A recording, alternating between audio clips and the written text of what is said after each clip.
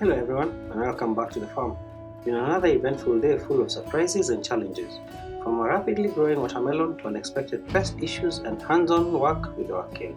Let's walk through today's progress and see how our farm is adapting to the heat and other challenges. Our day started with a remarkable sight, a huge watermelon that's growing by the day. As I inspected our kale, I noticed an insect cleverly camouflaging itself among the leaves. It's a reminder that even in abundance, nature always finds its way to surprise us. I had planted watermelon seeds next to the fruit tree along the dripline to see how they'd perform.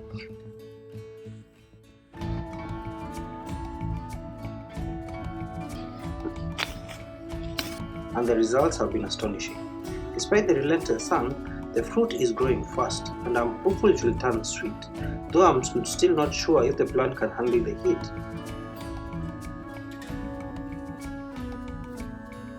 Just the other day, our butternut squash was very small.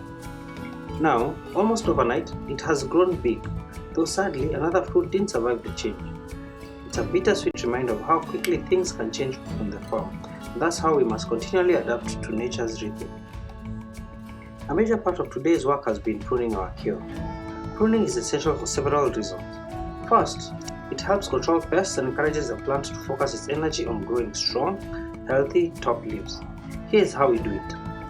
We strip away the smaller leaves along the stem, especially those touching the ground and showing signs of yellowing. We make our cuts right above a node where new, healthy leaves can sprout. This process not only encourages better growth but also increases the overall harvest, turning our kale plants into mini trees that produce even more mature leaves over time.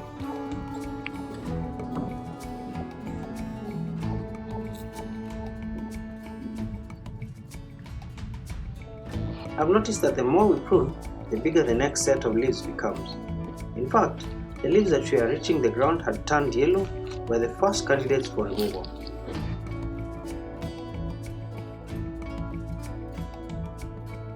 We've even started selling the good kale leaves, and interestingly, the plant seems to grow back faster and even larger after a good pruning season. See, like this one, harvested by, and the leaves are coming out bigger and bigger compared to this one, which has not been harvested yet. Since our kale isn't on drip, we water them using a hosepipe. This isn't the most water efficient method, but that's what we can manage right now.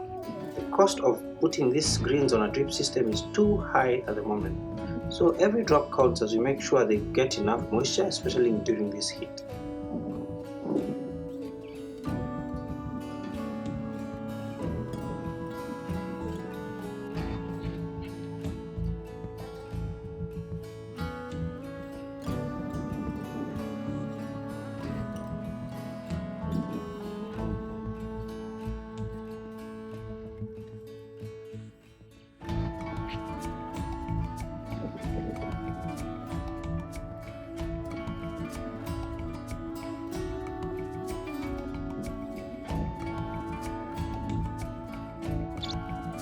Turning our attention back to the fruit trees, we've noticed that several are under pest attack. Oh wow, this is the pawpaw. The pawpaw plant, it's somehow drying up quite fast. The green leaves have interesting spots that are dry, and on the back it looks like some mites are attacking. This isn't an isolated issue. It seems to be affecting several pawpaw plants in the region.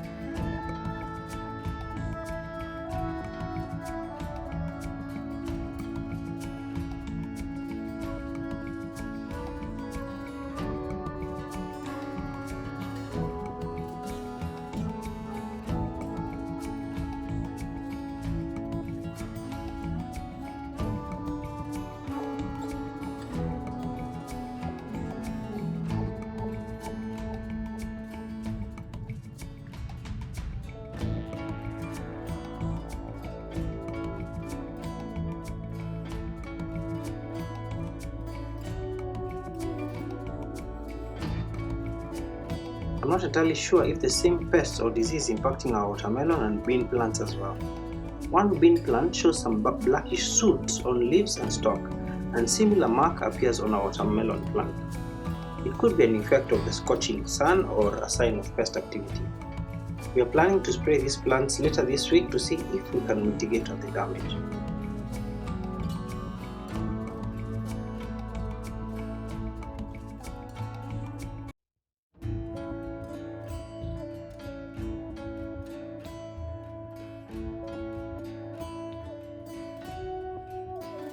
Our orange plants have had their share of challenges too.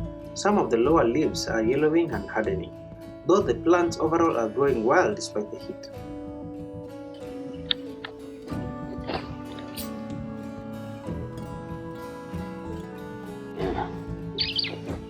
It's doing quite well. I also came across another pawpaw with infected leaves, which is concerning.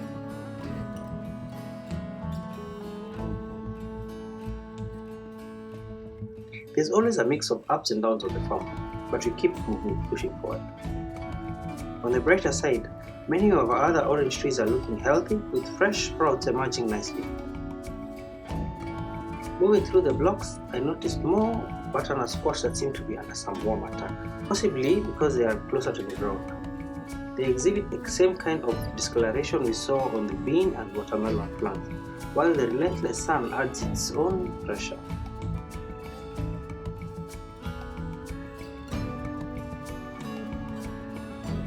Even so, a few are still holding up, and some continue to fruit, though watermelons in particular require a lot more water than we can currently provide.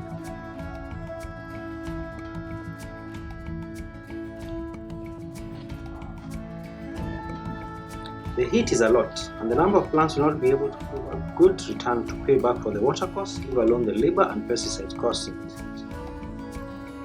However, we hope that the existing fruits will continue to grow bigger.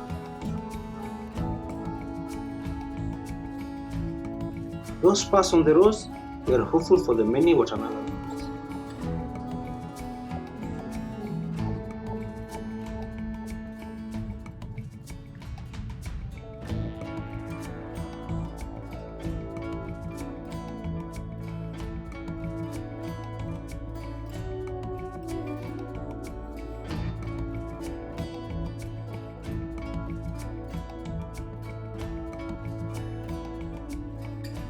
On the other hand, the red pepper plants along the fence are thriving.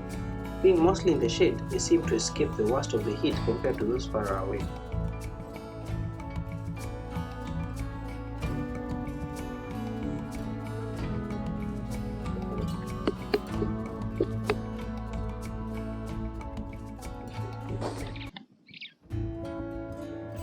We even harvested a pumpkin today, and despite the heat, they are producing aggressively.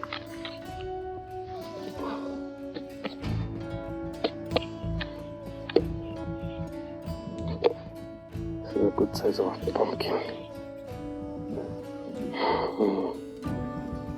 At least I can take to my family.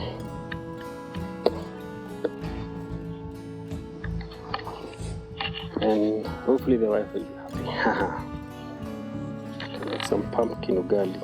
She loves it. Pumpkin ugali for myself.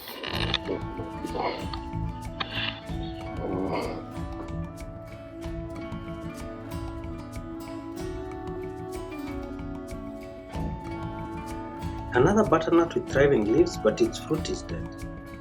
Then again, there are still more flowers and a small fruit on the plant.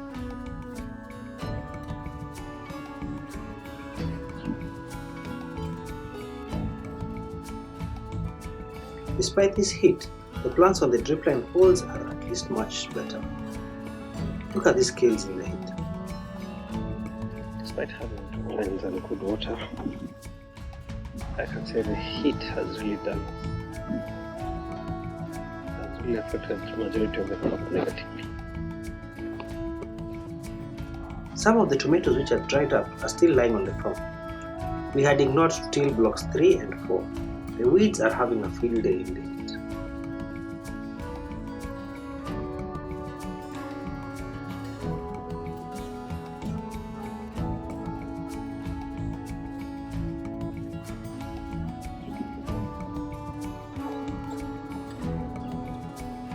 has been so much on the farm and affected me as a farmer negatively. You find that there's a lot of water that is being used on the farm, and effectiveness of that vis-a-vis what is going out for sale. You find that the market prices we cannot compete. Flooding of some crops out there is making our products unaffordable, and yet we are trying to survive at a bare minimum to just keep afloat. So we decided not to continue planting some of the short-term crops like the tomatoes, the greens, whatever is in the farm. We'll wait for it to finish selling, but we are not going to add some more. And then now we see how we can manage the fruit trees. Right now they're doing very well despite the sun, and they seem to be fruiting even though they are over a year and a half down after we planted, which we expected them to start fruiting in the course of next year. So this is okay, this is good. Continue pushing them and giving them good food so that at least as the year proceeds, the trees themselves, the stock can be steady and sturdy. And then we start measuring with the number of fruits that each tree will be giving. Maize is not doing well. By this time, this stock is supposed to be very big. And then too much heat. This is one of the biggest stocks of the farm. And yet, it's not produced. If you're a fellow farmer dealing with this kind of heat, I'd like to hear your strategies for coping or suggestions for more resilient crops to grow in this area. Our aim is to keep producing food for ourselves, our neighbors, and the wider community.